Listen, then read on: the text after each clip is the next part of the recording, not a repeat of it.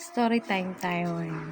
Kagabi, sabi ng anak ko, sabi ni kuya, umigisingin mo ako ng maaga bukas sa mga 3 a.m. Sabi ko, mag-ano ka ng 3 a.m? Kaaga-aga mo. Sabi, gusto ko sumabay kila sa bando ng ganitong oras. Okay? Kasi hindi siya kasi nagsali itong panaran to kasi ni-request ko talaga na kuya kung pwede. Pahinga ka muna ng panaran ha kasi yung sapatos mo sobrang mahal. Mahal naman lang sapatos mo. Oh. Kadalawang sapatos na siya ng nag-iipon pa na siya kay meron pa siyang bibilhin talaga another sapatos na naman. So sige.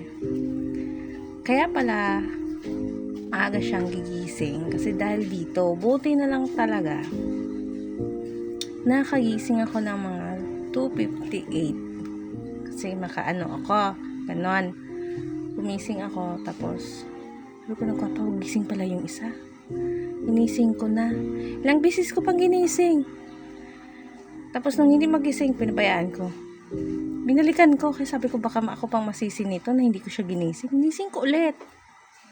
Ayun, buti nakagising na siya, bumangon na. Akala ko hindi kasi bumalik na ako ng tulog. So paggising ko, pag-alis ko kanina sa bahay, wala na siya. So ayun na, nakaalis na pala siya. Kaya pala siya excited. Kasi ayan, si Rag pala utog. Joke. Si Rag pala utog, idol niya. Oh? Uy, magka-height na sila ni Rag. Diba? Idol niya yan. Tuwang-tuwa siya, oh. Diba? Tuwang-tuwa siya.